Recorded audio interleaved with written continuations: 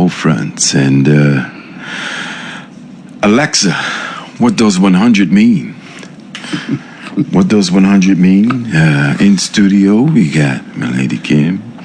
We got our esteemed brother, BIU president, Chris Furbert. And we're going to get into some serious conversation. 'Tis the season to be jolly. The cost of living is still the major issue.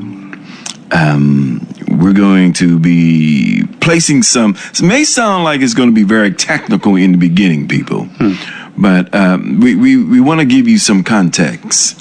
We want to give some meaning to, when you see, or you see this question associated with the cost of living, what does 100 mean? All right?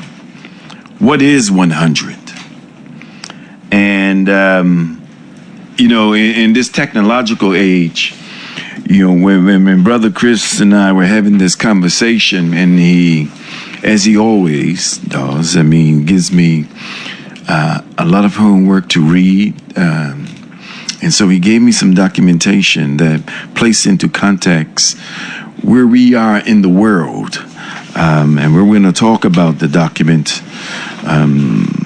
What is it? The Numbio document? Numbio, yes. Yeah, the Numbio document. Yes. Boy, that document's interesting in terms of Bermuda. Yeah, that's interesting in terms of where Bermuda fits in globally. We know we're at the top. That's all. We know we're at the top. Yeah, just a few examples. There's 2024, 2023, 2022, and 2021. First of all, let me say good evening to your listening audience, and thank you for the invite, Dr. Lee.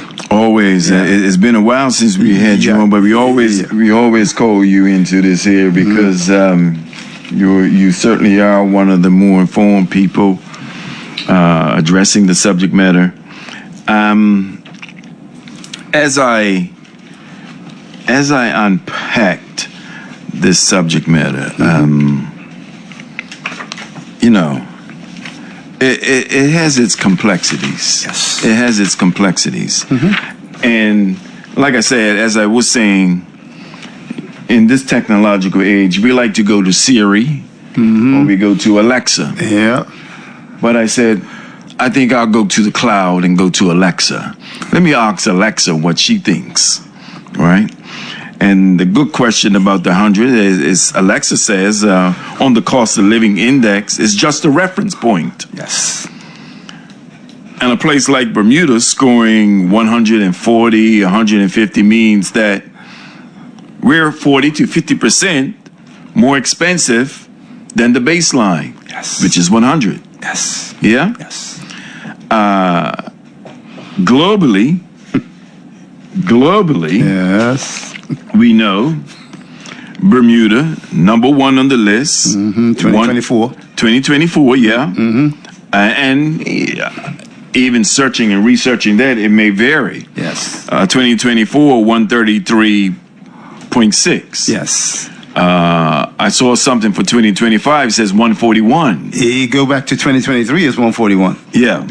Okay. The previous years and behind that. Go right behind it. No, okay. Turn it over one page. Turn it over one page. There you go. Yeah. 141. 141. Yeah, 141.8. Yes. So last year, 133. Yes. We're still number one. We were number one last year. We're number one this year. Well, the top three are the top three. Actually, U.S. Virgin Islands replaced Bahamas, but Bermuda, Switzerland, and Cayman Islands 1, 2, 3. Yeah.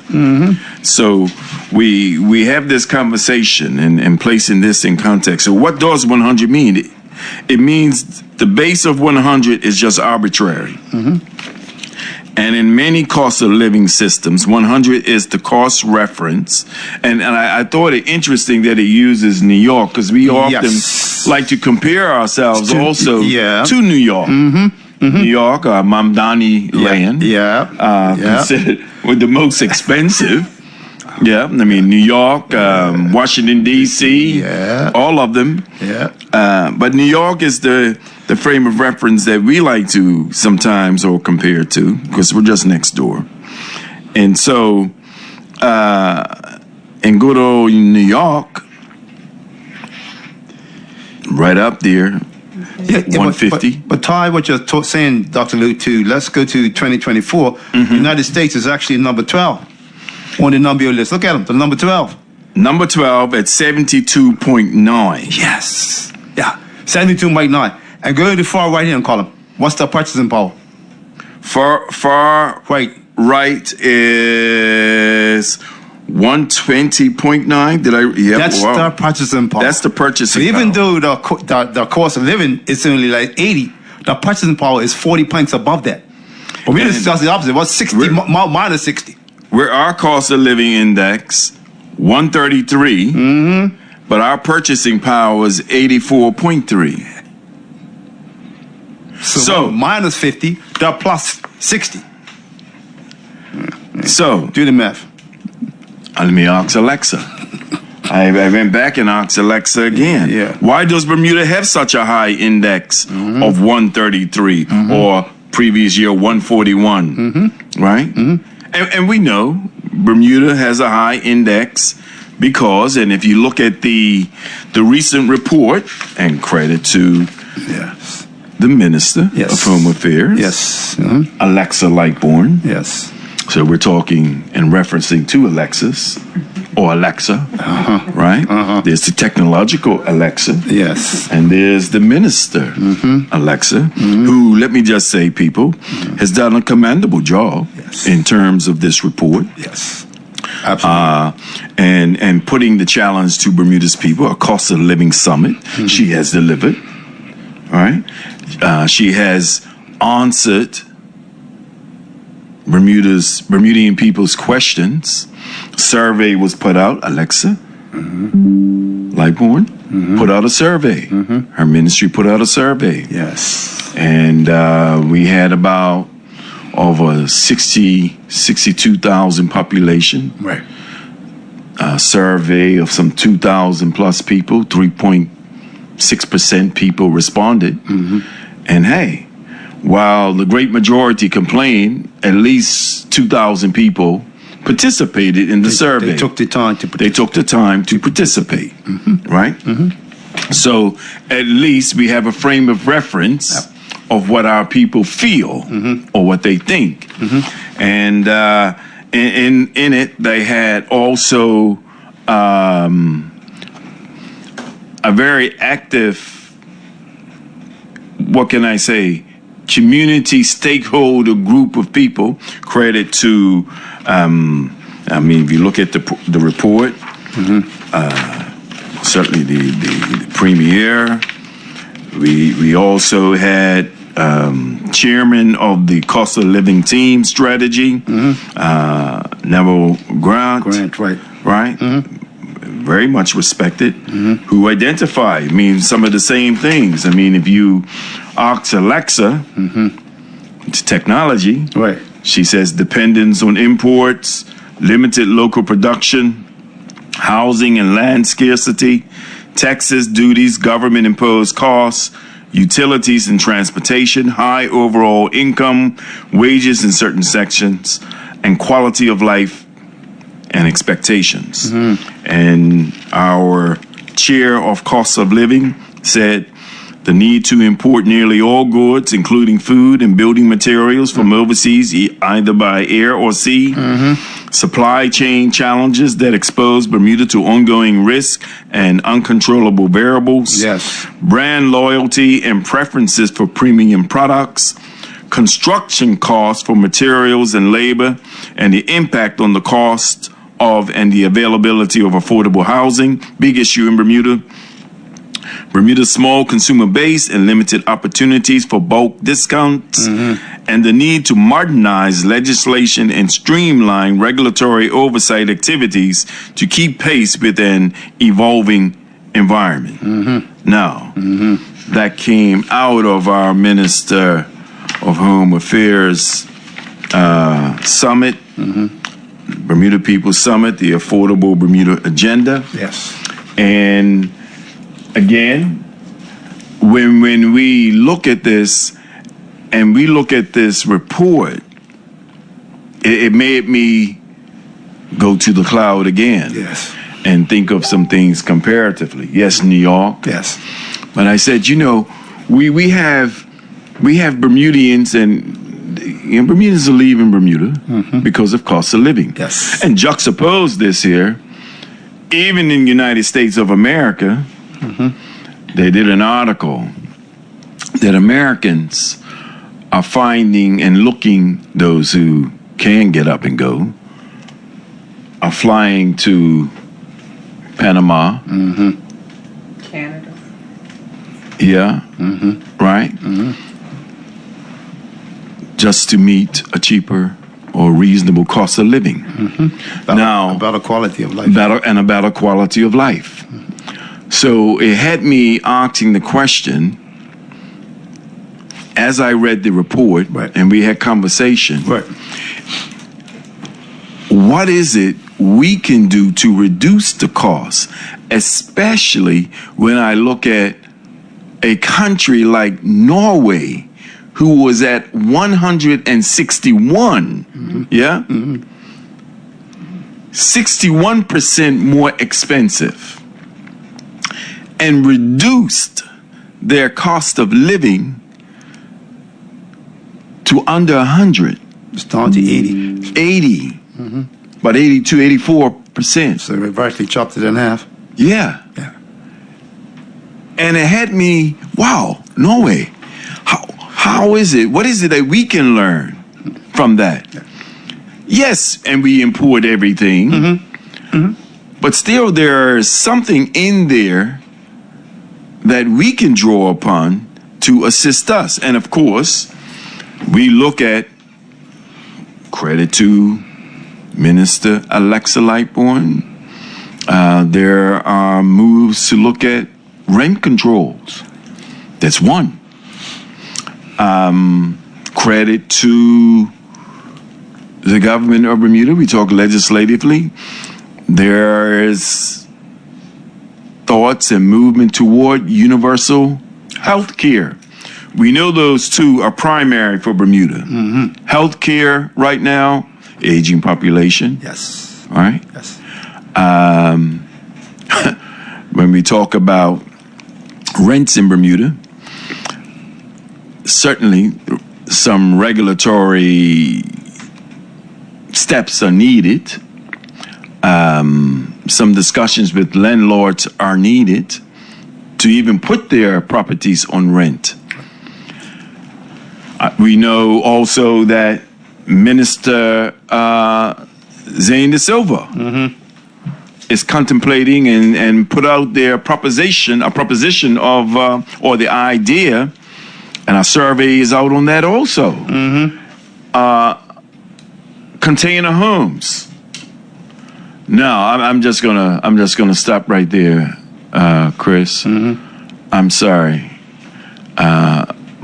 In this exercise tonight, housing, Yes. health care, and our quality life needs to be discussed. Right. We can't get into everything. And you stay right there. There's 3 points you just touched. And the reason why I want you to stay there is, let's just digress for a moment. We digress to this 2-page here. Okay. Just quickly, let's digress to that. Right. This is the paper, May 31st, 2022. Right? Yeah. 3 years later. Bermuda high cost of living compared to Switzerland, Norway, Ireland, and Bahamas. Yeah? Repeat to those other countries. Norway and Ireland, right? Switzerland, Norway, Ireland, and Bahamas. Right? Okay. Right. Switzerland has been ranked number 2 or 3 in the world over this period as a country with a high cost of living. Norway has been ranked number 3 or 4 in the world over this period as a country with a high cost of living. Ireland has been ranked between number 11 to 16 in the world over this period as a country with a high cost of living. And Bahamas has been ranked between number 3. And like I said last year, 2023, Bahamas was number 4 or 5, right? It says number 3 to 9 in the world over the period as a country with a high cost of living. And good old Bermuda, Number one. number 1. Number one. Now remember now, that 2-page here prompted us to prepare this document. And this document is in relationship to, the 3 things that you just mentioned, but it's also tied. And this document is Bermuda's high cost of living document. It's also tied to this document. It's also tied to that one. Remember that that document? Right. The summary of Bermuda Ministerial Association report on the high cost of living. Yeah. The Committee on Social Concerns was established in November 1970 to make a study of the high cost of living in Bermuda. That's close up the Pitt report, correct? Yes. Yes. Yeah. And, we have a caller who always brings up the Pitt report, but this is example in reference to the Pitt report factored into our current deliberations about cost of living. And remember now, when we go to the report that you got that we done in October of 2022, on page number 13 of that report, you would see out of the 16 recommendations that we made, recommendations 4 through 16 came out of that report in your hand. But the point I'm making is the first 3 recommendations. Look at them. Look what they're saying. Look at what you just said a few moments ago, what we should be focusing on. Look what those 3 recommendations are. Government will ensure that the cost of living is reduced by 20 to 25% over a 4 to 5 year period. This was in 2022. Said that in 2022? You said that in 2022. Yeah. Government to offer free universal health care. Government to offer free college education for students up to $40,000 per year. Wow. So those were the 3 new recommendations that we put on top of the other 13 that was put on the table back in 1971. Wow. Back in 1971. So we have. So, and I think the point that I'm making there, Doc, is think about it. If we have 1971 recommendations, we have 2023 recommendations, and we'll now come along and props are given to the minister for this report. But we're just kicking the can down the road. Why? Because we are not really addressing that 130 or that 140, which is what we should be addressing. Why does Bermuda continue to have a cost of living index that's 40 points or 35 points over 100? What's the rationale behind that there? And let's take a deep dive into. Let's look at the report, because you mentioned this thing about how was Ireland able to do this? How was Norway able to do it? Well, I got the report that I gave you. If you look at the report, this one, the number report. Look at the number report. Yeah. And after the number report, where it's 4 reports there, it's like I said, 2024, 23, 22, and 21. Yep, they go back. But right behind the number report, on page number 1, got you. You would see that it's in green, should be a dark green, light green. In 2010, in terms of the map, right, Norway was ranked number 1 in the world at an index of 161. Bring the clock all the way forward to 2024. Norway is now ranked number 9 in the world, and the cost of living is 79. 79. Wow. 0.2. A difference of 82. With a purchasing power of 94.9. Yeah? Where you two? Which one? No. Okay, fine. I see where you are. I was actually right here. Oh. Let's go to. Oh, you're 21st page. Yeah, I'm right there. The first page up. It's number. Yeah. After, okay. After that, I see. Right yes, there. Yes. Okay. Yes. So we'll get to the purchasing power in a minute. But that shows you that the index has came down by minus 82.1 in the far right-hand column under 2024. Yeah. But it's Let's come down the line to Ireland. Also light green, dark green. The cost of living index in 2010 was ranked 7 in the world. right. The Right ranked here. the ranked 7 in the world. Okay, got you. At an index of 119.8. Yes. Now in 2024, the index is 66.5, and they're ranked number 20 in the world. They've came down by minus 53. So what did they do? What did they do? Yeah. Well, here's what they done. Let's just turn it. We can come back to page number 2. All right. But let's just go over to page number. Let's go all the way over to page number 9 and page number 10. Page number 9, page number 10. Page number 9, page number 10. Got it. Got it. So look at the top of the page on page number 9. Ireland's cost living index is 161 in 2010.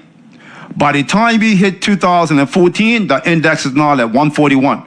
So you see the index dropped by 29.4. The next year in 2015, it came down by another 25 points.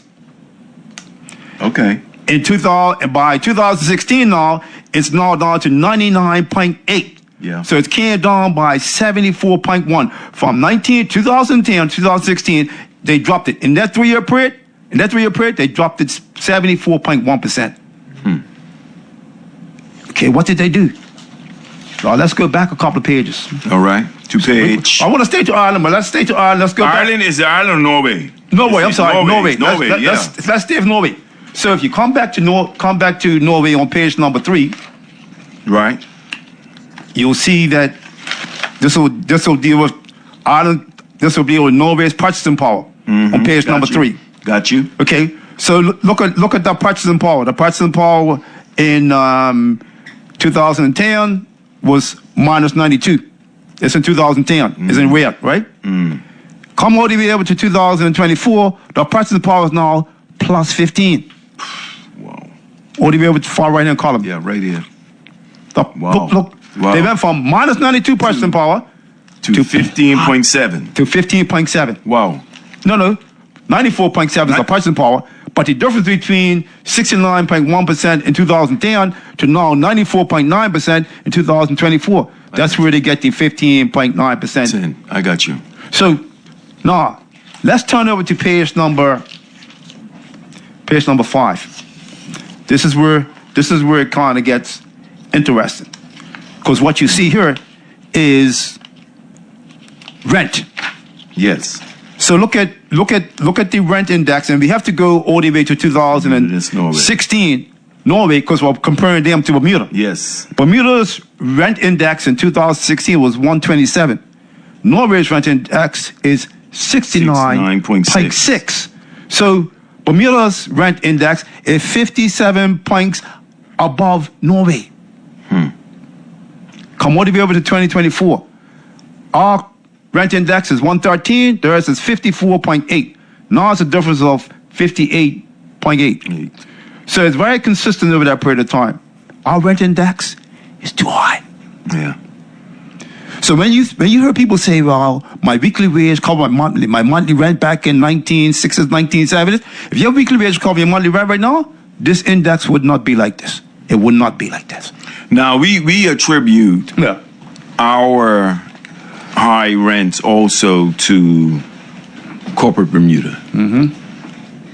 Now, your position on that is not solely No, it's not. corporate Bermuda. No, it's not. Remember we're supposed to have rent control, Yeah. right? Rent control that never happened, in the late 1970s, early 80s. Remember now, because we saw what happened to rent from 1974 to 2013. Over those 4 decades, you would have seen rent grow from $54, let's round numbers, $54 in 1974, up to $519 a week in 2013, which represents about 1,100% increase. Wages went up by 700%. Best case scenario, wages went up by 750%. So that one big line item, I fell 400% behind. So international business didn't cause all that. They might have caused some of it, Let's just give them, let's say they cost 50% there. Where that 50% came from? Where rent control should have been controlling the rent. It didn't happen. They let it get out of hand. Let it get out of hand. And the example I just gave you for Norway, we can use the same example for Ireland to show exactly what they did to bring down the cost of living. It's clear that they put in regulations to. They saw where their problem was. They put in regulations. Let me just say this here. We know then clearly what our issue and problems are. Yeah. From 1970 to now. Yes. Well, I can't even knock on you if I can't say from 1970 to now, because all we have is the data up until 2013. We don't have that household expenditure report from 2013 to 2023. Oh. Once we get that, we'll be able to see, have we gotten worse off or have we gotten a little bit better? We don't know until the report comes. We can say from Yes. 2013 to the present then. Yep. 2013 to the present. Right.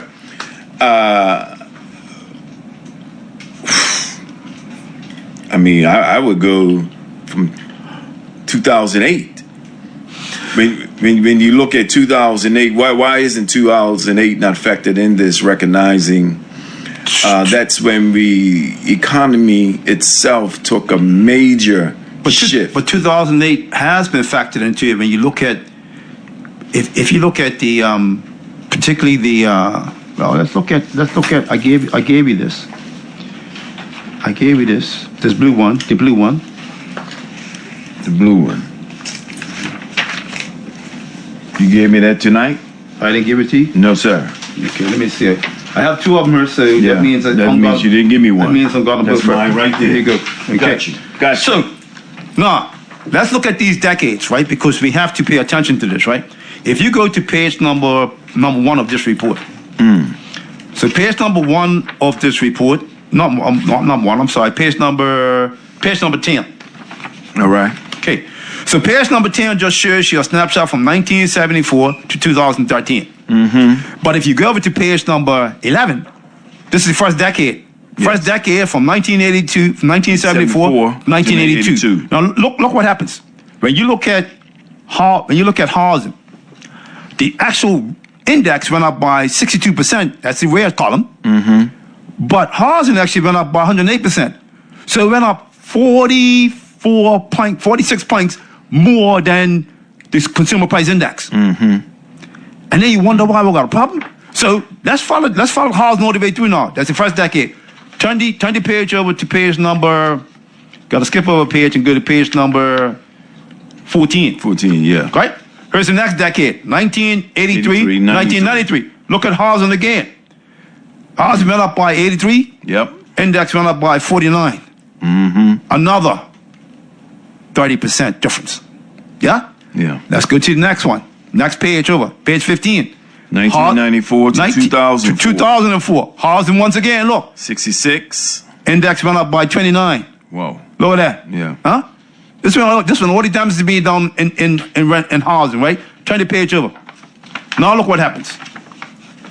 Housing goes up by, final decade, 2025, 52. Index went up by 26. Only 26 difference. So all the damage in rent now is done from 1974 to 2013. How do we know that? Because if you look at the index in rent in 2000 and when we got those full household expense reports, we look at the one in 2013, rent is like around 511, and then in 2013 it's like 519. So it didn't change by that much. So what is it going to be now? Is rent going to be $519? Is it going to be $500? It's not going to be $700. I know that. I'm telling you, it won't be. So rent has not moved that much from 2013 to now. Food has, taking your point. A lot of items have moved. So right now, if we look at, well, I've got to guess. Look at this report that I gave you. Numbio. No, the report itself. Oh, okay. Let's go to the final two pages. Let's go to the final two pages. Got it. So when you go to the final two pages and you look at let's go to 2013. Look at that column 2013. Food. See food, Alcoholic right. beverages. Look at housing. Housing's at 519, right? Yep. 519. Yep. So now what we've got to see now, what is the consumer price household expenditure going to look like in 2023 or 20? Because it becomes out every 10 years. Mm-hmm. Is it still going to be 1807? Is it going to be 2100? And if it is going to be 2100, has housing now moved by $30 or $40? And now, instead of it being, I think this represents about 28 or 29% of the entire expenditure, is it now 25? So is that number going down, and now food going up to maybe like 40%? Because food was only like, probably wouldn't hit 40. It was like 11 before or 9. Mm-hmm. And the reason why we know that, because when I just showed you this, out of these 11 items in here, only food and one other item was in line with the rate of inflation. All the rest were above the rate of inflation. Mm. That's what this shows. So when people thought food was... The IU report on living wage. Yes. Yes. Yes. Yes. So, when I hear and listen to this here and placing it, let's just focus on the rent. yes. Because with it comes, it's, of course, the whole housing issue for us. Mm-hmm. Right now, we hear touted the whole thing of, it may be underestimation, exaggeration, whatever. Some 2,000 plus homes are needed to be built in Bermuda. Yes. That's not counting the properties that are derelict. That's not counting properties that warrant some type of renovation. Weighted against the proposition of affordable housing. Mm-hmm. And affordable housing right now is being proposed.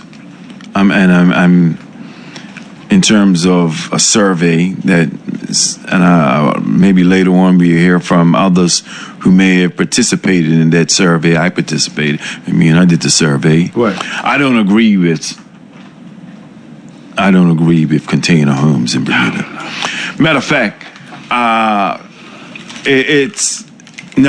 go as far to say that's not our standard. That's container homes for me. It's like taking steps backwards. That's my opinion. It's not just a step backwards. Mm-hmm. It reinforces the so-called poverty class that you are now touting that Bermuda has, right? Mm-hmm. So, especially when there's enough evidence, by the way, of affordable homes of quality. Yes. When I look at what China is doing, already assembled, comparatively, our frame of reference, when you talk about the prefab homes, that's what we had as affordable homes, right? Prospect. Yeah. Prospect, yeah. Mm-hmm. Goes back to the 80s. Yes. Yeah? Yeah. Up in Bose Island. Bose Island, yeah. Yeah? Mm-hmm. Affordable homes. Mm-hmm. And, yeah. Mm-hmm. And so now we are here in the 21st century. Those are 20th century affordable homes. 21st century affordable homes is a whole different level. Yes.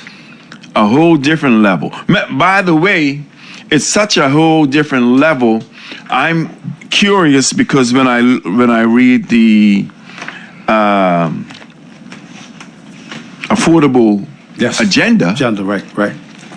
And it talks about construction costs and all of that. Right. I'm saying, that too can be reduced. And it's almost like listening to and reading. If Norway could reduce theirs, we can reduce our construction costs given what's being put out there right now. The Chinese, and not just the Chinese, by the way, is also in the U.S. right now. If anyone out there, go to the website www.boxable, BOXABL, So look at Affordable housing. Okay. Quality affordable So housing. if you look at the Still. look at the report, look at this again, particularly the last 2 pages, particularly page number 11. There's the three bullet points down the bottom. Yeah. If the new tax structure provides the Bermuda government with over $2 billion of revenue per year, then the TRC should recommend the government should look at reducing the debt. Yeah. 2, the government must provide a 25%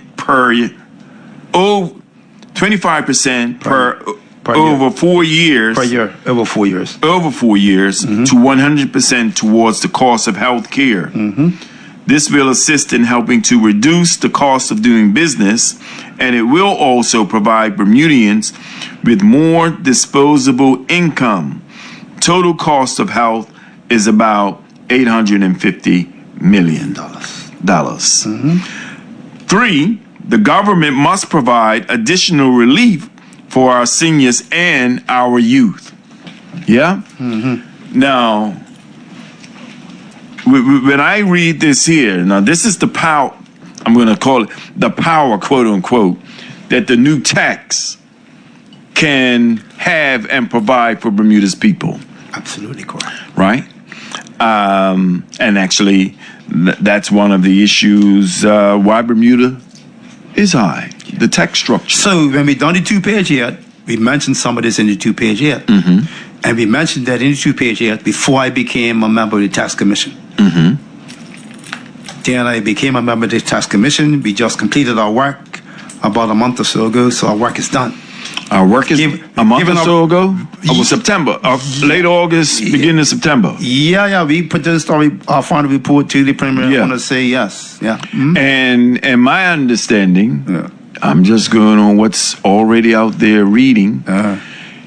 By the end of September, we were to first experience, I'm going to say, collection. Yes. I'm going to place it in the context of collection. You know, Bermuda likes to tout itself as a nice Christian country, and there's always collection. And the Bible itself talks about the great tax collectors, yes, which we are. Yes. So, end of September was to be the first collection. Yes. I'm asking this question. September is going, October is going, November is done. Practically. Yeah. Next Sunday. Ho, ho, ho. Sunday, November. Ho, ho, ho. Yeah. Christmas is here. Yeah. Okay. Yeah. You know, we're getting a little shot in the arm, a little stimulus. You know, you're going to get some percentage taken off something to pacify us for Christmas. But don't get gung-ho, people. You know, you don't go out there and spend all that money. That's just tokenism right now. When I listen to the fact, why isn't it, and I know we have to be very patient in Bermuda. Yeah. We have to be patient. Yeah. But I'm waiting to hear September's going, October's going, November's going.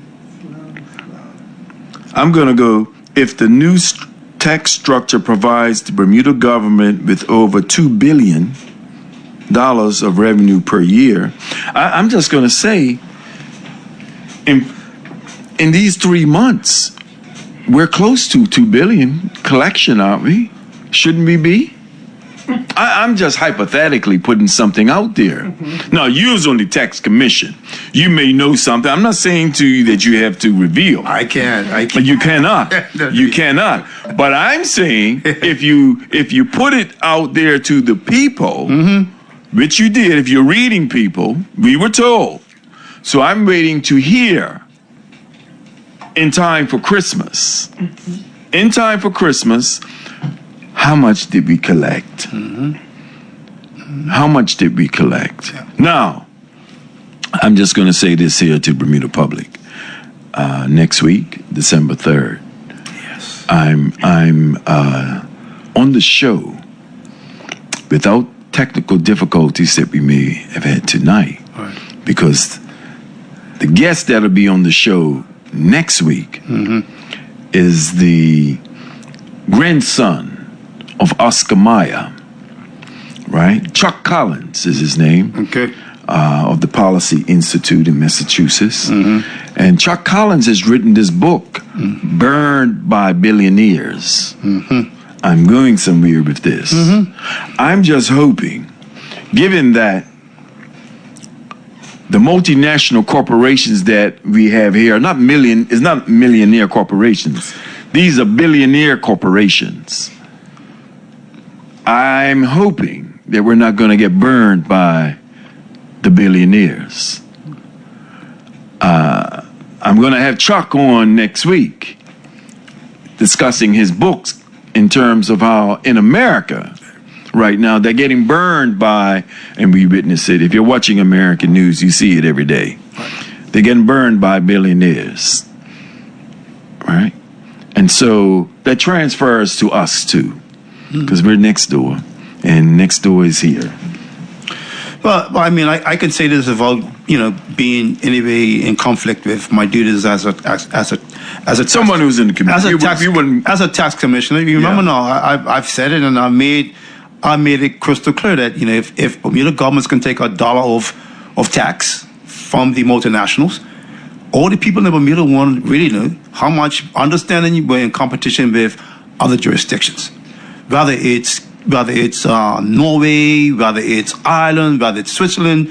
They can always say, we can't seem to get any relief from Bermuda. You're taking $1 from me, and you're not paid. There's no what we call qualified refundable tax credits. There's nothing we're getting. So Bermuda, has to be able to be a bit flexible in providing some relief back to them. And my point was, and I stand by that, if you're taking $1 from them and getting the back $1, I can tell you the country's going to have real problems with that, because that means the tax is zero. But if you are taking a reasonable number from them, just hypothetical, if you're taking $1, you're giving them back 75 cents, that means we're keeping 25 cents, and that 25 cents is worth $1 billion or two, whatever that number's worth. To me, it's reasonable. Why? Because if Ireland's saying, come over here, I'll give you a 35%, I'll give you 65 cents back. So we're now in competition, so we've got to make sure that we've got this competitive edge going on. And because Bermuda, of course, because there's 15% corporate taxes around the world, the balance is there. So they'll come back up and go to Ireland, leave Bermuda, and pay 15% over there. You got to pay 15% there. So no matter where you go now, you got to pay 15%. So we just want to make sure that, if Bermuda is the #1 reinsurance company in the world. Yes. Take that to the bank, okay? We are. Yeah. There are 2 reinsurance companies that control about 52% of the premiums in the world for reinsurance. Bermuda and US of A. One #1, USA is #2. So all the rest of the other countries control the other 48 or 47%. 2 countries control over 53% of the premiums that are written in reinsurance. Bermuda and US of A. Don't take my word for it. Go Google it. Go find the information. Same way I got it, you can get it. Right. And Bermuda's been #1 for the past 2 years. And before that, we was #2. USA was #1, we were #2. Now we're past them. We're now #1. Yeah. We like to hear that in Bermuda, that we're #1 and #2. And what does that mean? And #1, it means nothing to, it really means nothing to everyday Bermudian folk. Until we do something about it. Until we do something about it. And doing something about it, again, is putting the pressure on and asking the tough questions, because, yes, if we're being compared, if we see others have done it, and I can't accept, because we import everything, that it can't be done. We know it can be done. Sure. Absolutely. It can be done. And we know it can be done with the focus on, as we said, on housing, on health care, certainly our tax structure, and let's play with those 3, and then we get at improving the quality of life of Bermuda's people. It gets back to what you said in terms of, hey, put that 10,000 back into the pockets of the people. Yeah. Well, why can't Bermuda's people be mutual stakeholders in this business arrangement with our billionaire owners. Well, Lou, I think it gets back to when we talk about, the affordable Bermuda agenda, what does that really look like as far as me, as Bermuda and being a stakeholder? What does that mean for me? What does that mean for me and my family? But because if you go and look at the first page of this document, go look at the first page of this document. The first page of this document, Yeah. people, is Bermuda's high cost of living. Right. Put out October 2022. And inside, right at the very top, look what it says. And it says, how has the cost of living affected your family? Yeah. Yeah, right, really.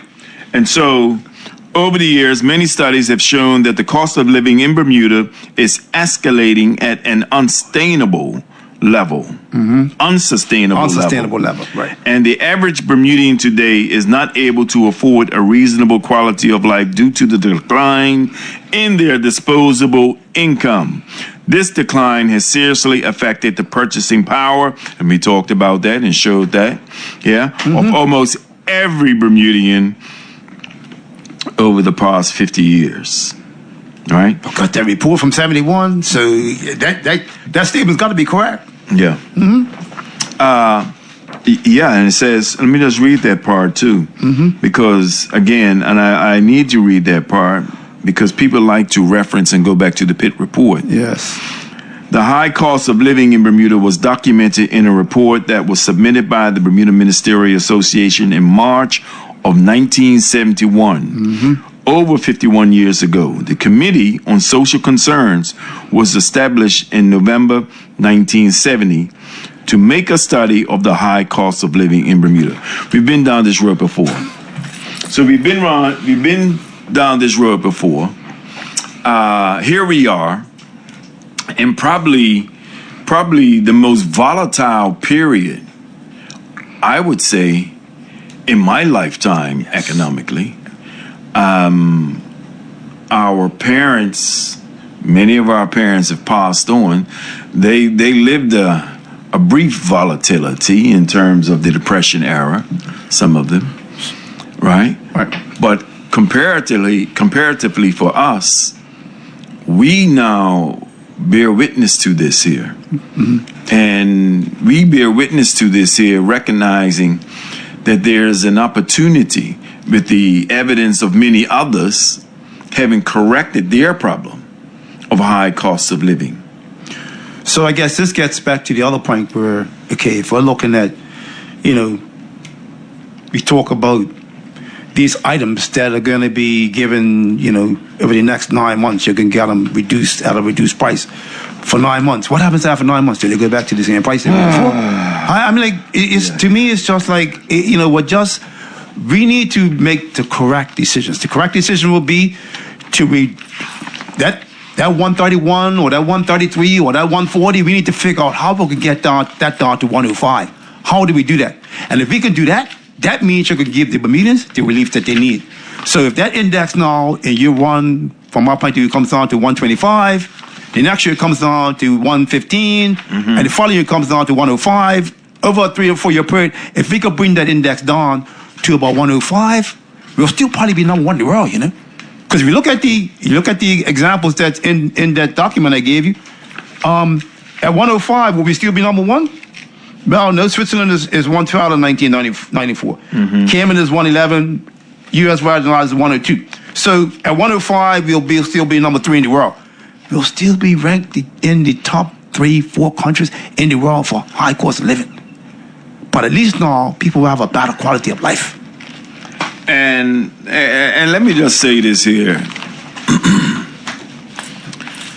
I mean, as you just expressed and articulated this here, the emphasis is not so much that we want to be number one, number two, number three. We want to assure that the great majority of Bermudian people Yes. can afford to live in their own country. Absolutely correct. Fundamentally. Absolutely correct. Yeah? Yep. That is the primary aim and goal of this here. and if anyone is listening, we have evidence of countries who are doing it and have done it. Now, I didn't get to read, I don't know if you did, because even that makes me, I was Nathan Kowalski, Chief Financial Officer, Chief Economist of Anchor Investment Management, was making a presentation at the Association of Bermuda International Companies annual meeting. And he highlighted, he says, economist says, lays bare Bermuda's economic challenges, right? He revealed the island's job growth recovery from the pandemic was exclusively driven by IB, a segment he estimated now represented half of the Bermuda economy. Yeah? Which, again, supports some of the earlier argument of the increase in living in Bermuda. Contributors to it. He noted how the revenue from... He noted, this is the corporate chief financial officer, he noted how revenue from the new corporate income tax offered an opportunity to strengthen Bermuda's long-term future while reducing the national debt. We have something. We have something. I'm saying this before this is November. Yes. And I know you, like I said, I'll say it again, you can't answer, but again, it's already out there. September's going, people. Bermudian people, are you awake or are you asleep? Really. I know when All Fronts comes on 8 to 10, some of you are asleep. You might be having a bad dream right now hearing it, but those of you who are awake, September's going, October's going, November's going, and I'll read what Kowalski said. You see, this isn't just us saying. This isn't just you, Chris, as someone who sat on that committee, but this is others. He noted how revenue from the new corporate income tax offered an opportunity to strengthen Bermuda's long-term future. Strengthen Bermuda's long-term future. Strengthening Bermuda's long-term future means attention, again, people, I'll keep saying it, housing, health care, with your improved tech structure, as we raise our quality of life and all those other things. We will always import people. Yes. And by the way, many of our people are gardening and doing and growing some of their own.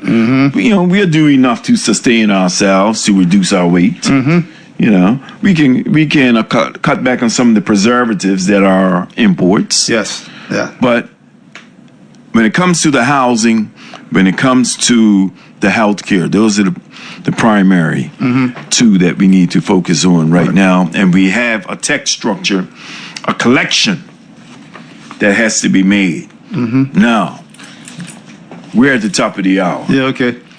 We entertain the public. You know, Brother Chris and I have, we hope we have provoked something in you to ask some questions. Yes, many opinions are there, but what questions do you have? Let me ask this question. First caller, did you read the report? Did you ask Siri or Alexa anything about Bermuda's economy? Did you read the Affordable Bermuda Agenda, building a strategy to address the cost of living? Did you read? Or are we going to continuously overreact to some of the pain that we are enduring?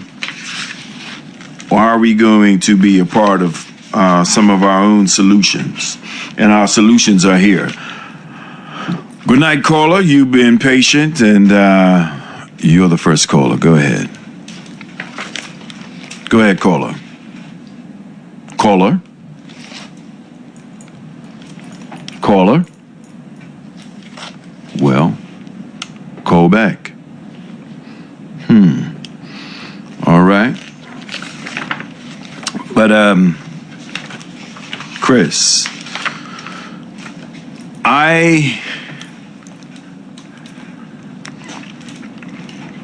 on the housing piece, I mean, certainly we know the food issue is the food issue. Oh, on the housing issue, here's the issue.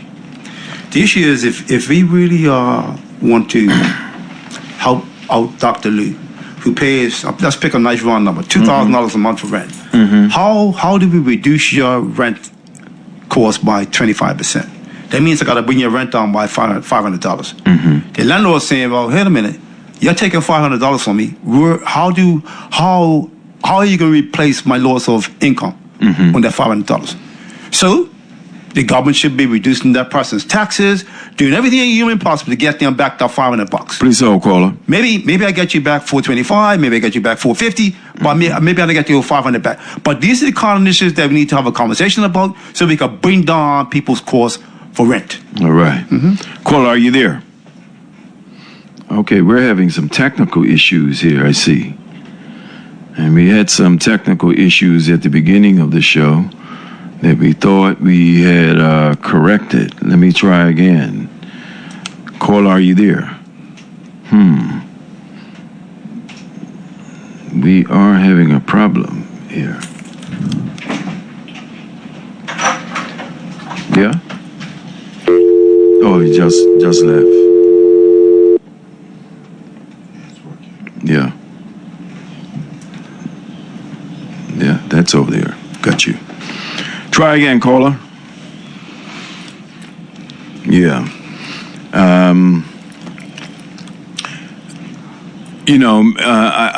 I know our senior statesman, Sir John, is nursing his health. Yes.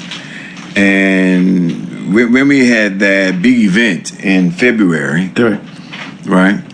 Sir John said, no, I have a plan. He has a plan for 1,000 homes.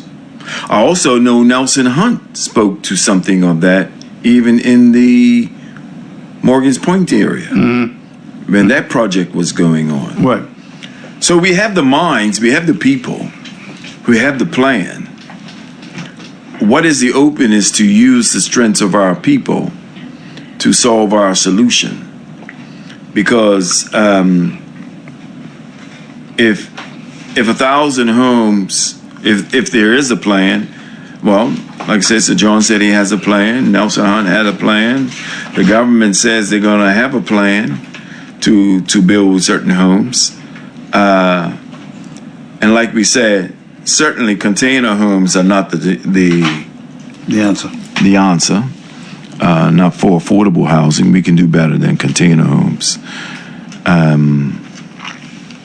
To give our people some quality living, as opposed to something that can metamorphose into something that becomes. I know my Section 8 brother, Section 8 is a big issue. He often brings it up. Quality homes in the American landscapes. I've seen some Section 8 homes, very quality. Right. Matter of fact, I would go so far to say that people, when we talked about the prefabs, some will call those a Section 8 type of home. And they've been made to be quality homes for Bermuda's people. So we have to take care of what we have. Let's try now and see. Caller, are you there? The nice Section 8 in the house. Section 8 in the house. I called you up, my brother. I called you up. This is your subject matter. You guys are doing a lot of research. I made Gave sure. me new information. I made sure I did all the homework, man. And you doubled my budget. 25% must go to the welfare state. So under $2 billion, my budget now is $500 billion for the welfare state. All right. 500 million or 500 million, you mean, or what'd you say? No, 25% of government revenue must go to the welfare state.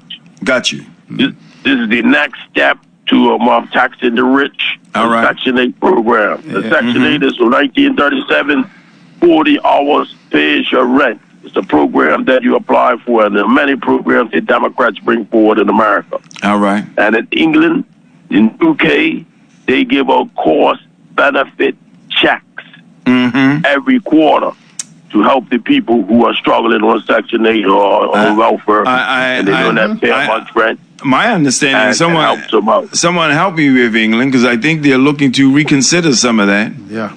Well, the conservatives, the conservatives, the KKK, they hate the poor. Yeah. So they don't want to give no help to the poor. Right. These corporate billionaires are selfish, Donald Trump, all this type of stuff. So That's the other side. Given that I called you up in Section 8, and let me ask you this here. When you listen to, and have you, in terms of the affordable agenda, has the affordable agenda answered that plea that you make for Section 8? Bermuda is far away from this. We have been raised as a, conservative, low tax jurisdiction for the rich. And people, especially people who go to private school, they're trained to just be slaves to the business class. Right. So it's going to take a long time, a lot of marching and striking before you even could get them to get them to even help people. People give tax breaks, the tax credits. They're giving the backtracking already. Right. They're giving tax credits and tax breaks and stuff like this. But what about the man at the bottom? It's the man down Salvation Army looking for food, because the food is so high, it's going to starve to death. Yeah. So we're not there at the bottom. We don't have nobody from the bottom. Not even 1937, we had a Section 8 law passed in America by Franklin D. Roosevelt. 40 hours pays your rent for a quality of life. Otherwise, you don't have a quality of life. But you guys did a good job giving me new information and inspiration. Well, I can tell you, I predicted that. I didn't know you was gonna be the first, but I knew I would hear from you tonight. I knew I would hear from you tonight, because this is your subject matter, and when I hear, for example, Minister Zane speak to Container Homes. When he started talking like that, I looked on Amazon. They got houses for $20,000. There you go, and quality houses at that. Matter of fact, they're not even doing them with brick and mortar anymore. That frame is all steel. No, man, you start talking like that, I'm looking at people's looking to buy it. That's $250 mortgage. Yeah. Well, I'm glad you brought that up, because I'm gonna ask something. Like that, yeah, I'm gonna ask something about that. Thanks a lot, my brother. Pretty great work. You guys on a good show. Thank you. Thanks a lot, man. Yeah, appreciate that. This is the other thing, Chris, in terms of when we talk about, and it had me thinking of this question. I'm going to put it there in terms of the union, right, and credit union, right. Because I've always, I put money into the credit union. It disturbs me that the connection of the credit union to the Bank of Butterfield, and why it is not independent of the Bank of Butterfield. I remember living in the U.S. and being a member of, in the credit union in the U.S. And I'm just concerned that this too needs to be another step in our own greater financial planning to give our people another option and alternative. Yes, the commercial bank, I believe, is an option for people. But when we look at, and I was having this discussion, we're not going to see any 3% in terms of mortgages again. I know it was a big thing in the U.S.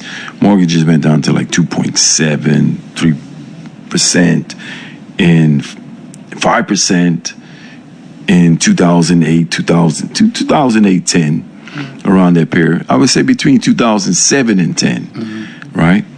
Now, certainly you won't see that in Bermuda. However, something has to be done in Bermuda, even on that level, when we talk about affordable living and first-time homeowners. Inflation is what inflation is right now in Bermuda. But I don't see, and this is a conversation, I don't see mortgage interest rates going below 10% in Bermuda. But Not even below 15%. But let's think about this, right? Because certainly as Bermuda, starts on this new path or course of a corporate tax. Now, is it possible that over the next 3 to 5 years, the Bermuda government takes in enough corporate tax revenue, and let's just say they got an actual surplus of maybe $2 or $3 billion? Does the government now say, you know what? Maybe we take $1 billion of that and lay it off for some mortgage money at 3%. Remember now, the government's already earned this money, right? So I'm not gonna make big profits off it. If I can now learn it to the average Bermudian now for 3%, it's doable. All right. I mean, the other issue is that the government's got all this money that's invested in America, all the pension money from all the government employees that they've been taking money from. There's no reason why the government, if you get 2% for that money away where it is, why wouldn't you consider maybe bringing it back home and letting it off for 3%? I think the difficult part is to make sure that if I'm lending the money, I want to make sure I get it back. Right. Because you can't afford to lend all people's pension money. And then you say, well, when the sister or the brother comes to the pension, we can't pay you because we got delinquency going on. So there's any delicate balances we're going to work with. But let's address the issue of the credit union, because I'm not the president of the credit union. I sit on the credit union board. But certainly, when people are asked me in the last 5 years, when are you guys going to open up another grocery store? Well, first of all, until we get financial independence away from this other financial institution, when I say financial independence, I may not have to rely on them for an overdraft, because, this is my belief. It may not be correct, but if I've got a $200,000 overdraft and I go to HSBC, and all of a sudden they see us being successful with our grocery store, and their friends call them and say, look, cut that overdraft off. Now, what am I going to do now? I'm relying on them. That reliance on them, we shouldn't put ourselves through that again. So we should have financial independence away from them. We are now relying on our own financial institution to provide us with an overdraft. So in the next 2 to 3 years, or 3 to 5 years, or 1 to 3 years, I'm certainly hoping that it was always our forefathers' vision to one day have a workers' bank. Now, what does that look like? What does it mean? Maybe we have the conversation with investors as to, can we get there? But that should be a vision. Taking your point. But when I hear that and think of that, and this is another conversation coming up in 2 weeks' time. When I look at CARICOM and I look at what Barbados, let's say the Caribbean, and in terms of with African banking, yes, which has been, an investment. What does that mean for Bermuda's people in that context? Is that an avenue that we can take? To whom can we network as investors to arrange and set up something comparable in Bermuda? And doesn't necessarily mean you have to be a member of CARICOM to do it. Nope. No. That's not. Yeah. Because we, on the evidence of what we do have in place right now, have the wherewithal to make such business arrangement, to set up such an agreement. Yes. If the desire is there. Yeah. If the desire is there. So, recognizing that our leadership has been involved in multiple visits to the Caribbean, African continent, talk to many, certainly Arab leaders or Arab banking leaders. What does this mean for us? Because if our leadership is spending much time in these jurisdictions, and these are all financial jurisdictions, we're not going there to improve tourism, that's for sure. We're going there to negotiate something that improves the financial sector of Bermuda. So how does that transfer to Bermuda's people? These visits, these negotiations. But even the question you threw out there about, looking at the document that the minister has produced, and on page number 7, where it talks about building the affordable agenda, and paragraph number 2, you might want to just take a look at that and see, what, maybe. Which page was that again? Page number 7. Oh, page number 7. Top right. Building the affordable agenda. Yeah. Yeah. Which paragraph? Paragraph number 2. Number 2, yeah. Yeah. The purpose of this report is to provide an update to the public of the work advanced to date and the planned next steps to build the affordable Bermuda agenda. There's a plan. There's a plan. At its core, the strategy is data-driven and guided by principles that inform the roadmap priorities and associated initiatives. The ministry has been deliberate in pursuing a collaborative approach, working with other ministries, the Cost of Living Commission, the Cost of Living Strategy Team, and a cross-section of private sector stakeholders from the business community and the public. Okay, that sounds like all the major players are involved in this movement toward an affordable Bermuda agenda. Sounds like it. It does, and I think that it's important to get that kind of commitment. But even though you got the commitment, we've got to be consistent with the commitment, because we can't say, well, we're committed today, but we're not committed tomorrow. And that's where we fall. And that's where we fall short. Because people would like to know that we have goals, and the goals that we have in front of us are achievable goals. They're not just pie in the sky, or not just give me lip service for now. It looks like you really have a plan. And that's important, because if you got a plan, they need to, we need to sit down and have a conversation about what that plan looks like. So you might want to, based on that statement right there, extend an invitation to the minister at some point in time to come on and explain the report and explain what the next steps are to. I'm going to put that invitation there. I mean, I've seen her presentations in other forums with others. I promised people that, folk have asked me to involve or include more ministers. I've always had Minister Jason Hayward. Recently had Minister Weeks. So I extend that invitation to, and I come out of the cloud. I won't deal with Alexa in the cloud. I'll deal with the real minister of Home Affairs, the Honorable Alexa Lightbourne. I have somewhat of, when I say, I view her as a bright woman, because I know of her. She's a bright woman. She is bright. She's a bright woman. As she is a bright woman in this particular portfolio, not green, she's getting her feet wet. She's putting her feet, she's testing the waters. She's not testing the depth of the waters with both feet. She's stepping in one at a time. She's wading in the water with some heavy weights.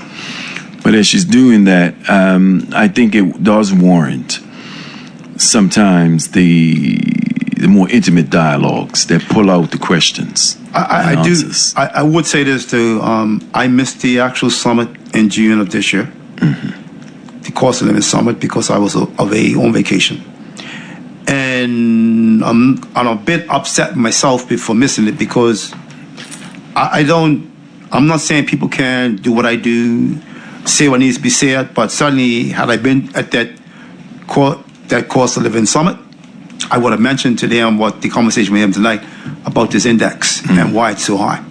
And if you really want to address that, minister, and to all the stakeholders out there, this is what we're going to do something about. Well, when you gave me this here to read, and I juxtaposed it with the report, I said, man, there's some gaps here. Absolutely. I said, absolutely. The report is a nice report. It's nice, but I'm saying, but But you're not speaking to this. This helps us to understand our current circumstances in terms of, yes, Bermudians like to, I mean, that's what we're fed. And we're what fed comparing ourselves to other places. And what we need to do to get out of it. Please hold, caller. Yeah. Go ahead. It's your turn, caller. You don't know, friends. Yes, good evening, Brother Lou, Brother Chris. Yes. Hey, good evening, brother. How you doing? Yes. Thank you for bringing Chris all that information, and Lou also you, because right now we need this as we speak. Ms. Liburn, she left one thing out, for its expense we are paying. Okay. It's like, I'm talking about the, goes that bill, the legal bill. The adversary. The legal bill, you said? Yeah, the legal bill we're paying for about Dr. Ua Braun. Oh. We're not actually paying that, but the adversary, the people that's taking it to court. Right. See, and how much is that now, Luke, Brother Chris? You have any idea on how much that is? I have no clue. I have no clue. I don't. But as a matter of fact, if maybe it is something that you're saying she's paying for it. Did I hear you correctly? You mean the government is paying for that? Yes, us, people. Okay, the people. They're charging, but put a fee on that, right? For all of us, 65,000 people. Right. So we're doing that now for at least, about 18 years or something like that now? Not 18 years. First of all, they've been investigating Dr. Braun since he left in 2010. So it's like 14 years. 2010. 2010. Dr. Braun stepped down as leader of the party in 2010, October 2010. Yes. And I know that Dr. Brown has been on Magic 102.7 and had in-depth conversation. Yeah. He's not. He hasn't hid or shied away from the implications of this, the accusations of that. Right. So it will warrant, a greater conversation in terms of what has it meant to Bermuda's people. That's what I hear from you. Absolutely. Yeah. It's an expense to us. Yeah. And plus the ones that's passed on, right? But you see, it has come to a stop. Another thing, thankful about the corporate tax. So that corporate tax was passed in your house the other day, was it? Yeah. I understand it was passed, right? So there should be some movement from the finance minister now, as far as this goes, right? We need to hear from him now. What are you talking about? What was passed? I'm just not following what you're saying. Oh, the corporate tax bill. The corporate tax bill was passed in 2013. Yeah. Oh, 2023. I'm sorry. 2023. The corporate tax bill was passed. And now we're. Well, I might be missing something there. I thought it was passed the other day. Anyway. No. What? Okay. Yeah, where we are right now with it is, we were told we can collect now. They made the first payment in the first September. payment was September. First payment in September. They paid money in September. And it's a monthly. It's a monthly payment. No, it's not a monthly. It's not a monthly payment. Not a monthly payment.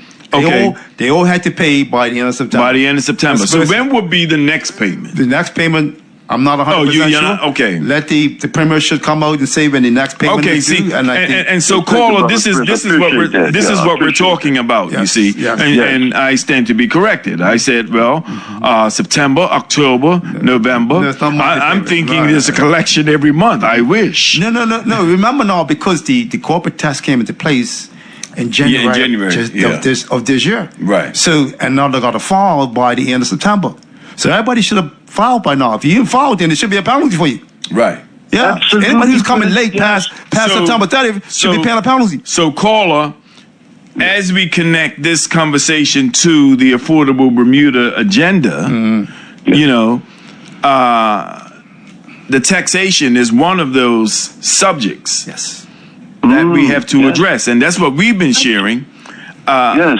When we look at the collection on that, we're curious. We're curious in finding out, how much has been collected. Yes. And there we go. And I mean, we got multi-billionaire corporations here. We see frequently. I mean, we're certainly going to get it end of December, profits, right? They're going to do their annual, and we will see And I will say,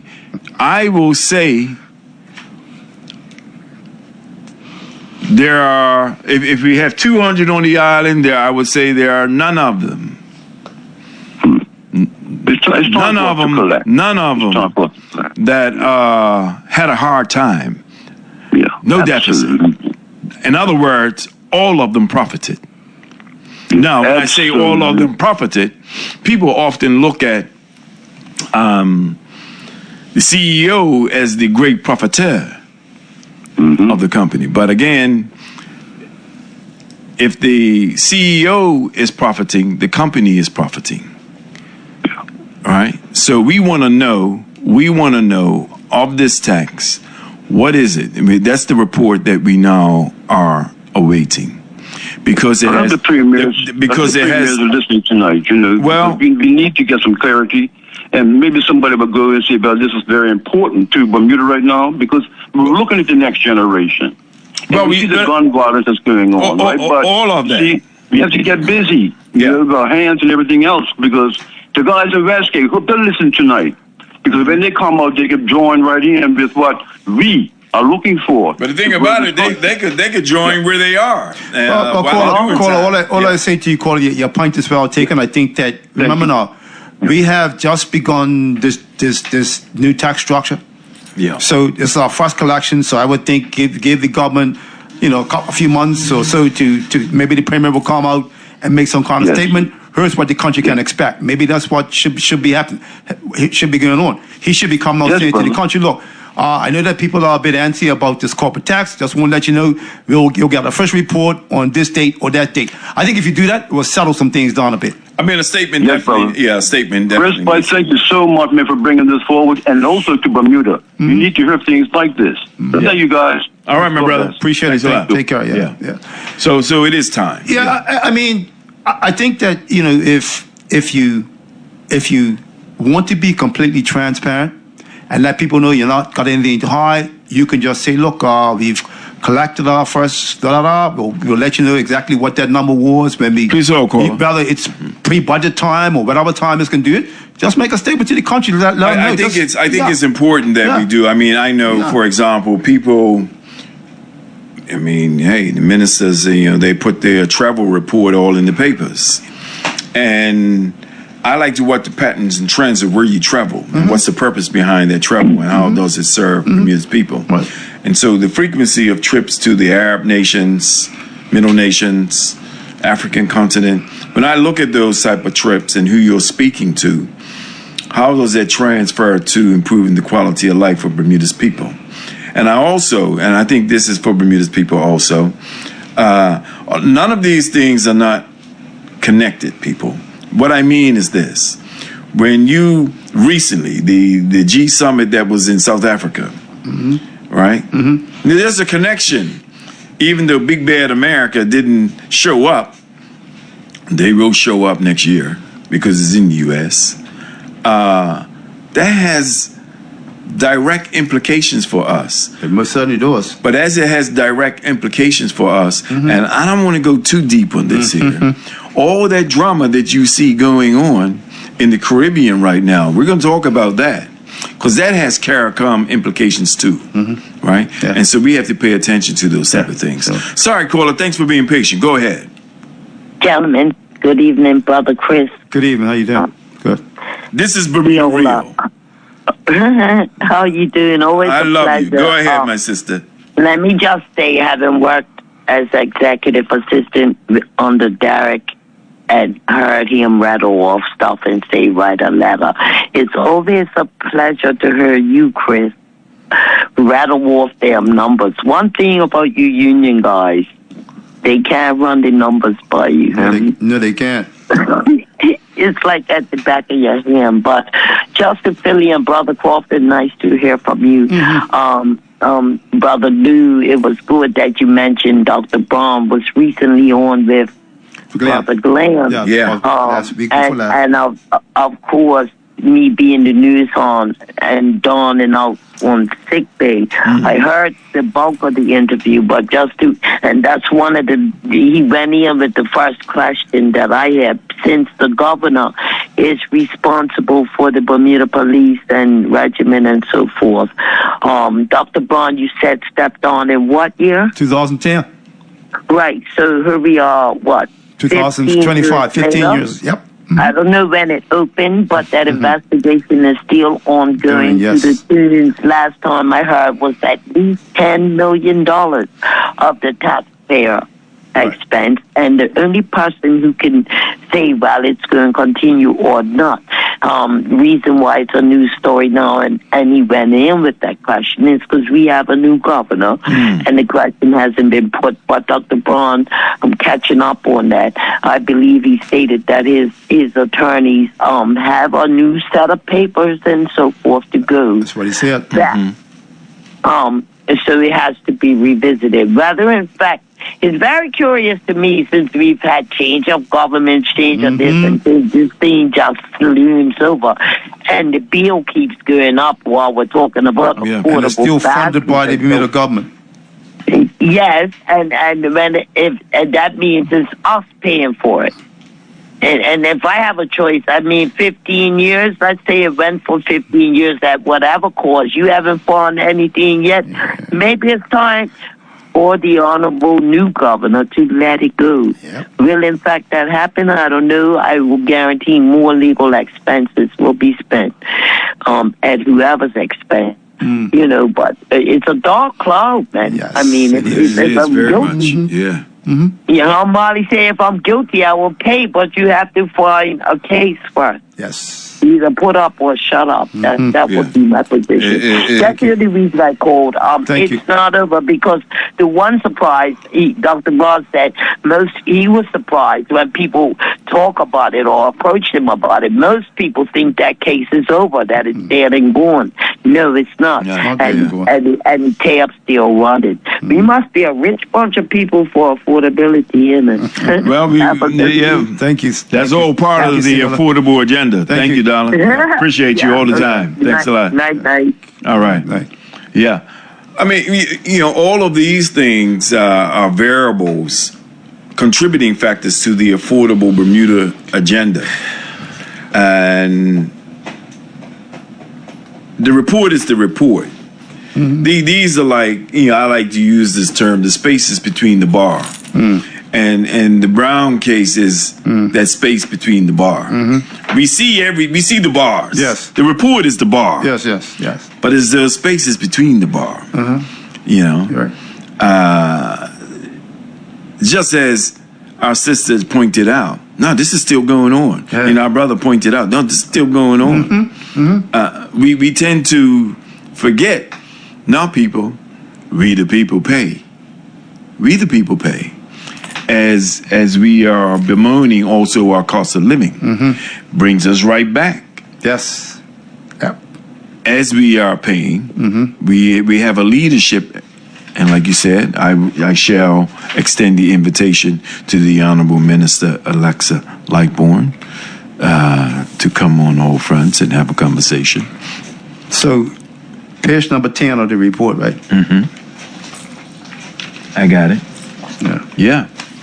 Page number 10. Yeah. The phase is roadmap to affordability. Yeah. Program initiative data collection. It gives the timeline. Yes. And you have to respect the process here. Right. The minister and the team have done their due diligence in staying the course and answering the people's questions. Some of them. Good night, you're on all fronts. Yes, good evening, Dr. Lou and Brother Simmons.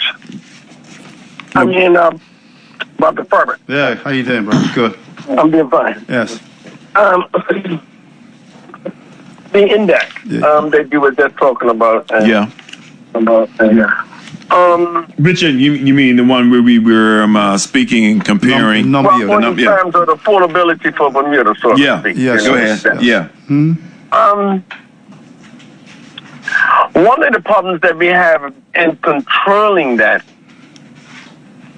and for us Bermudians to keep up with that, is because we have a free enterprise, right? That means that you can go into one of the grocery stores and get a can of cream for $1.50, and go back tomorrow or go back next week, and it's $1.75. Okay. Right? And that can happen at any time on any product, any store you go in. But did you look at the report? Caller, hold on, Yeah, hold on, something that you said. hold Yeah. on, one quick second. Let me just say this to you, right? Go ahead. If you look at the report that we done in 2018, right? Yes. When we compare food over that Right. over that period of time from 1974 up until 2013, food was one of the only items in the household expenditure that was under the index. Food increased cumulative effect 159%. The index went up by 165%. So, the damage that's been done between 2013 and now, we can have a conversation about that. But these food items were done.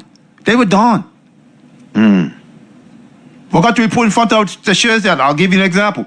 From 1974 to 1982, CPI went up by 62%. Food went up by 61%.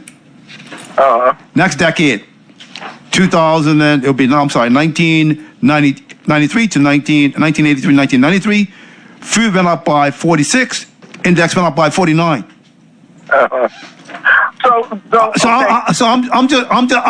So even though you're talking about these prices, whatever, those prices have been what they've been. Now, if that does something extra in the last 10 years, 11 years, from 2023 to now, that's going to be reflected in the 2023 household expenditure report. We should see that.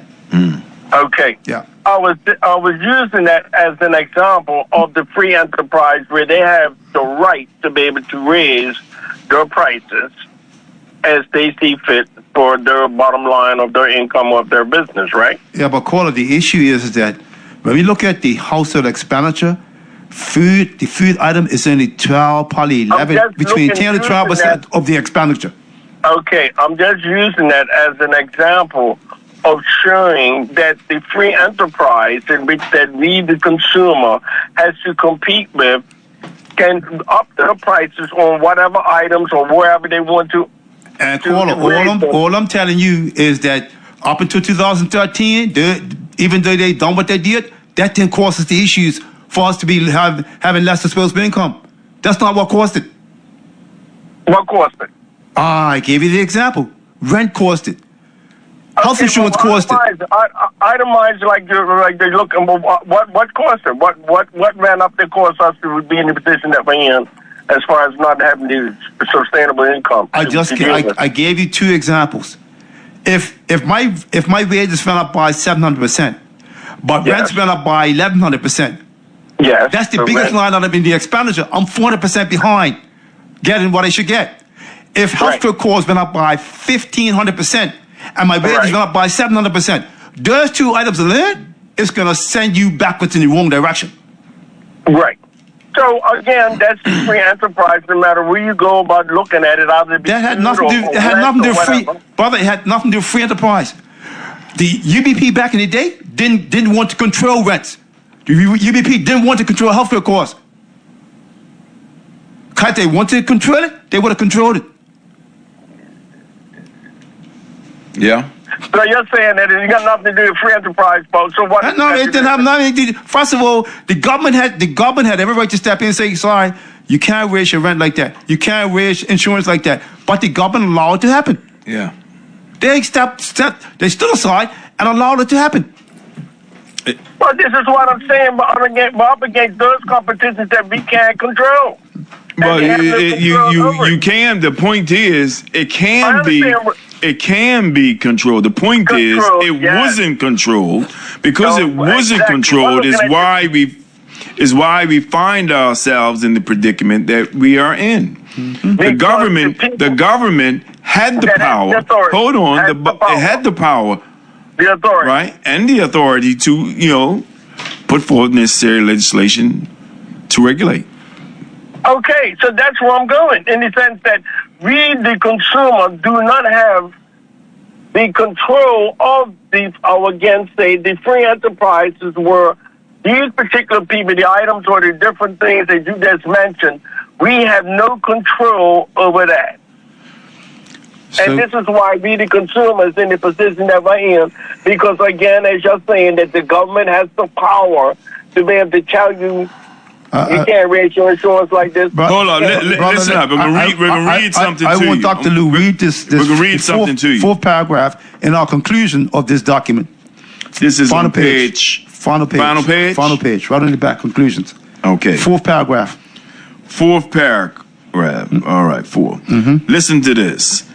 The most critical tool that the government possesses is the ability to reform the tax structure. Now, I'm going to stop listen up. We're going to stop. We're going to stop right there because there is action that has been taking place in terms of the corporate tax. Let's start there. Right. Let me finish. Hold on. Right. Successive governments have been reluctant to adequately address this challenge. This will require a conversation that engages all the key stakeholders in the interest of improving the long-term sustainability of Bermudians and facilitating the means of a viable quality of life. We must take a serious look at leveling the playing field for all and closing the widening breach of income inequality. And there's been enough actions and steps to move toward that. And advocacy. I mean, you have Chris here, Ralph Commission has been on that bandwagon. There's been no shortage of people who brought that argument forward. So okay. So now that what you just read out, that we have seen that these particular areas can be controlled. Yes, and not just that. I don't know if you were listening earlier. Hold on. Even when we were sharing some of the stats on the cost of living of countries whose cost of living was much higher than Bermuda's, who now have reduced their cost of living. Right. Through the powers of the government. Right. And we use Norway as an example. Right. Norway as an example attacked some of the very same areas that we're talking about. Absolutely. They looked They looked at and addressed their health care. They looked at their housing.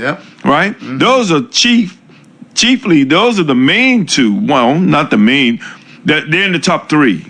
1, 2, 3 depends. You might throw taxation in there. Now we got the corporate tax, the tax structure. So we have every opportunity right now to reduce our cost of living. There are enough examples globally. And we have, because I was saying on this, and we have the legislating power to make sure that could happen here in Bermuda, right? There you go. Well, we have the power. We have the power, but do we have the will? Give me the next paragraph. I'm going to give you the next paragraph, then we can take the next caller. Next paragraph. Okay. Here's the next paragraph for you and everyone else. The current challenges we are confronting are now insurmountable. Are not insurmountable. Nor were the issues the consequences of absolute laws handed down from above. We must come to see that legislative frameworks, that's your issue, financial structures, and the rules which govern them were created by us to serve the common good of all Bermudians. Therefore, if these rules no longer serve the common good or have become liabilities that have produced the unrestrained inequality which has created two Bermudas, separate and unequal. Then government, I'll say this again, the government has the power to change these structures and rules. And many will say that they haven't done so. After all, there are some who threw in there the Affirmative Action Act. The only question is whether we have the courage and the will to implement rules which produce the goals we seek. Reverse the outward migration of Bermudians and provide hope and opportunity to young Bermudians. So, caller, you said it. You said, hold on, I can't let you elaborate any more than you have. You said they must legislate. The issue is they must have the will to do so. They must have the will to do so. And in this, if you have read it, the affordable, right? That report. Yes. If there is the will to act on some of these things, we should see some of the legislation that you say they should be doing. Thanks a lot, caller. Thank you very much. Thank you. All right. Yeah. Good night to you and all friends. Hey, Luke, Yeah, how you doing? I'm doing well. Yeah, you ready for my call? Well, you're speaking. And how's Chris? I'm This evening. wonderful, brother. Thank you. That's good. That's good. I was surprised to hear that the first payment of corporate tax has been made to the government. Absolutely. Has been made. Yeah. And all we're saying, we want to, we were told it was made. Yeah. It was to be made. So we're waiting to find out how much has been paid. Yeah, that would be interesting. Yeah. Couple of things dealing with housing. Sure. Years ago, we had a system in place where government took the money, tax dollars, and built low-cost housing. Yeah. Yes, we did. Yes. But those houses were then allowed to be sold on the open market, Yeah. and they got absorbed. Yeah. Why can't the same be done now? Why can't we? Let me also, and you're a man of real estate. Why can't be? And I have to ask you this because you're well versed in it. You're a man of real estate, and so are others. When I look at right now, the affordability of housing, whether it's coming from China. And I cited something in the U.S., affordable housing, and not the brick and mortar housing that we do here, but a customized house that can resemble a Bermuda house, using steel, using, I wouldn't say low cost material, because this is not low-cost material when I look at it. This is material, housing material, construction material to withstand Category 4 hurricane. If you're in China, they're building them enough now to withstand an earthquake that is a Category 6, right? It's pretty strong. Yeah. Yeah. And so when you hear that, in Six on the Richter scale is that's pretty strong. Yeah, it is man. pretty strong. That's yeah. pretty Yeah. strong. And I'm saying when I said, really? And so, as a realtor that you are and have been, and looking at what our needs are in this island to build more homes, affordable homes, but affordable homes also that do the same thing why shouldn't we build those type of affordable homes?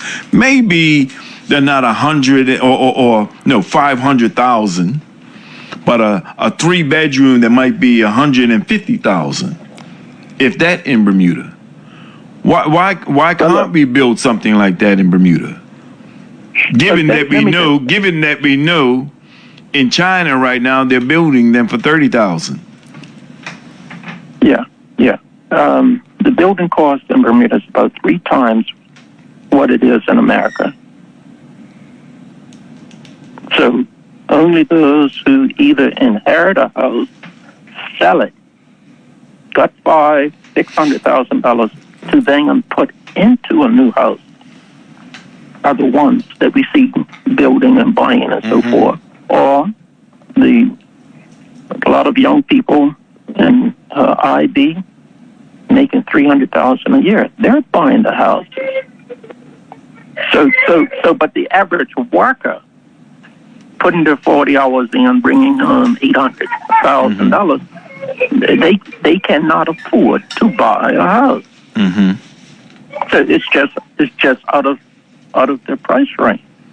I'm saying as it is out of the price range, Rodney, and it gets back to that last, having the courage and will to meet our people's needs. In this day and age right now, I think what people can't. To me, there's no government who can come to their people and say what can't be done. Not when we see all the evidence of it being done any and everywhere.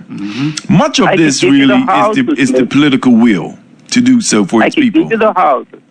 Like we've got 200 plus young men in Westgate. You give me the labor, I could build the houses. I know you can, and I'm saying you can build the houses out of the material that is not the necessary limestone and what we like to build our homes with. I'm saying that there's this opportunity. If you could, when we look at those so-called affordable houses that were built in the 80s, we like to say up in Prospect, or we might say over Bose Island somewhere. Affordable. Some of them owned by the people now. Why can't we do the same for today's people?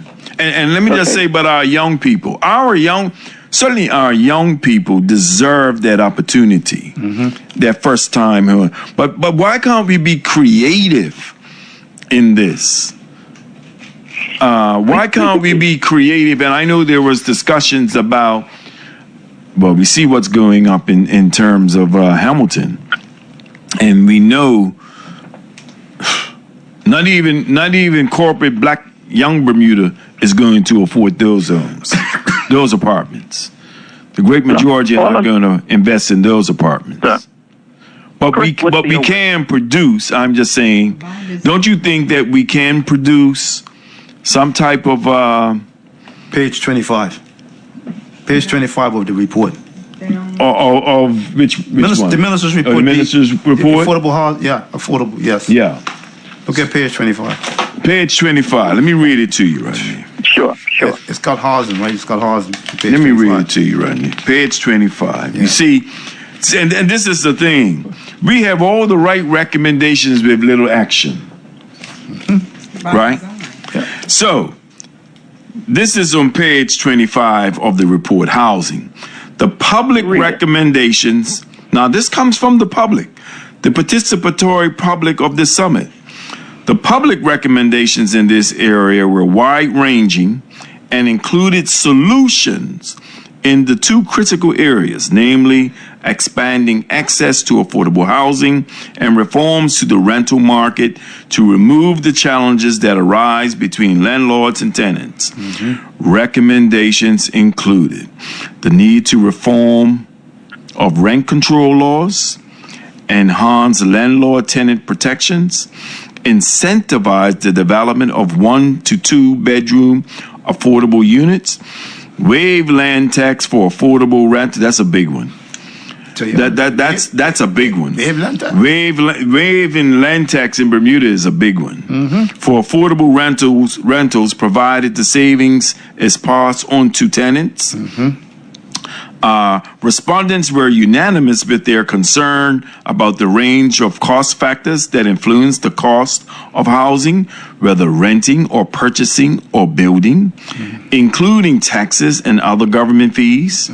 The other recommendation, establish a residential tenancy tribunal to streamline dispute resolution. That's a big one too.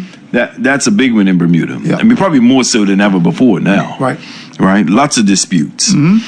Creating a national housing registry to track vacant, derelict, or underutilized properties. And when I say that's a big one for a lot of creativity, and I'll give an example, and I want to hear what you think about this one, Rodney. You know, there are a number of derelict houses. What about the possibility of going to some of those owners of those properties? And I mean, these are derelict houses that have been sitting for over 20 years. Some of them might be. Some of them might be caught up in probate and all that kind of stuff. Some of them maybe. Might be. Yeah. So what can be placed? What could be put in place? Creative financing to assist them in developing those properties. For example, you own that property, Rodney. You own that property. I come along as an investor, and I say, look, I want to assist you in developing this property of yours. You may want to live in the section that we will renovate, but we may add a 2-3 story that has rental value, and we negotiate over so many years. You know, I'm investing. I got to get mine. I think the last two bullet points. I got to get mine. I think the last two bullet points to get, particularly second last one, get your point on mortgage. Look at that one. Capping mortgage rates via public bank partnerships and shared equity schemes to lower home ownership barriers. Yeah, man. So you do know that between 2021 and probably 24, that some mortgages went up. Whatever you were paying, they went up from $800 to nearly $2,000. Yeah, in Bermuda. Absolutely. Wow. Yeah. So if you want to find that 500 that you were talking about, a mortgage, a monthly of $800 to $2,000. You're saying that's the increase. That's the increase. That's so increase. If a person was paying $2,500, they're paying $3,000, and within the next couple of years, that $3,000 payment is going up to $5,000. They're struggling. Increase by almost 100%, by 75%. So, but see, this is what I'm trying to say. So, look, I gave a proposal where we could use prison labor to build affordable housing. Yeah, it can be done. Yes, it can. You just have to have the will to do it. Have the will to do it. And let me just say this, Rodney, before we sign up, because you're going to be the last caller, right? On that idea, simultaneously, and it will take care of our brothers who are incarcerated, who have some beautiful children on the outside. Yes. Right? Yeah. Who are non-beneficiaries of their incarceration. But here it is, they are active, participatory, incarcerated citizens. They're still citizens, right? In this development, earning something that takes care of their needs incarcerated, but also transfers what they are paid for. Yeah? Because I'm sure you're talking about this cheap labor, Rodney. They're going to get paid. Right. Gotta pay them. But that percentage goes towards their children's, I don't know, education, health care, right? On their book. That's integrity and dignity. Bringing integrity and dignity back to those men and their families and their baby mamas or whatever. Absolutely. You can't have them do that kind of work. And you, as someone who I know understands the social aspects of things, that's possible. That's possible. I had a built-in incentive in the program. Yeah. That upon being released, they would be amongst the first recipients to move into these homes. Why? Their wives, why not? Girlfriend. Why not? If as a part of their so-called rehabilitation. Yes. Yeah. Of course. Let me bring some dignity back into your life. But let me say this here.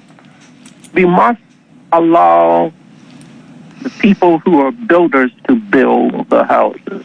All right. Okay, we had a statement in the 2001 financial report that was presented to Parliament. A one-liner that says that from this date forward, the Department of Tourism and Transport will be responsible for its own construction project. Right. You can't have that. We have a works and engineering department that oversees all of government's buildings. You can't have tourism and transport overseeing construction. And as a result, what happened? Massive overrun. We can't afford that. We had the situation right across from the work gas station where we had the 12 units built. And at that time, the going rate was $250 a square foot. Upon completion, it came in at $500 a square foot. But we had to sell it back to the prospective buyers at $250 a square foot. So if you want to be serious, come on. People, the money doesn't disappear. Yeah. Come on. Well, but in your proposition, there's purpose and feasibility to do it. It always comes back to, well, as the recommendations say, those who've written these recommendations, we must have the political will to enact some of these things. Absolutely. Right now. Appreciate you, my brother. Thank you. Thank you, Chris. Thank you. Hey, top of the hour. Yeah. You do it every time, man. You stretch out thinking with these numbers, but the numbers are the facts. It tells the story. Tells the story. And we must have the will. I mean, when I say we, it's the collective we. But I shall put out there an invitation to the minister, the Honorable Minister Alexa Lightbourne, to stretch this conversation a little bit more. A correction to the listening audience. I said next week, Chuck Collins, Burned by Billionaires. That's on December 10th. Okay. Not the 3rd. Not the 3rd. Yeah, December 10th. Okay. Yeah. I was excited. It's excited. I read the book, so I'm eager. And, you know, I read things. I read the book, and I said, man, that's all Bermuda here. And he's talking about the billionaires, what they're doing there. But, you know, the billionaires are here, too. The same billionaires are here in these corporations. It's fascinating to me, man. Money goes to money. Money goes to money. Yeah. Bottom line. My brother? Yes. Last words for you, man. Well, Doc, I think the challenge right now is for the people of Bermuda to hold the government accountable. You elected them to govern on behalf of the people. There are things, whether we're talking about the affordable Bermuda agenda, that ties into Bermuda's high cost of living. We've got, corporate tax. We've got these things that are front and center right now. And what we need to be now is to be completely transparent and just find out where we are and just stay focused. Without a doubt. We have to stay focused. And we can't rest, Bermuda's people. We cannot rest. Next week, I'm going to stretch the conversation of the CARICOM. Sure. But when I say stretch the conversation of CARICOM, we have to revisit it. Because why I say we must revisit CARICOM, and I do believe we should have a referendum on CARICOM for Bermuda's people, because we better pay attention. The Caribbean is becoming a war zone. We will be pulled into a war. That's by design. That's what we see going on with Venezuela. And so when you see over 10,000 right now across the Caribbean, meaning American forces, that's CARICOM. So know what you're getting into. Definitely should. Know what you're getting into right now. It ain't all about the drugs, people. It has everything to do with the oil. So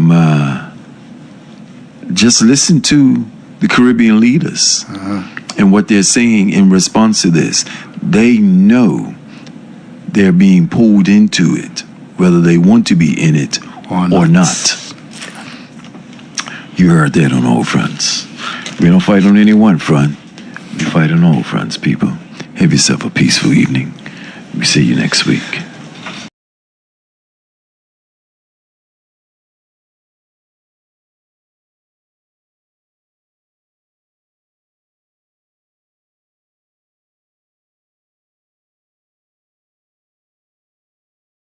Bermuda Live on YouTube. Subscribe now.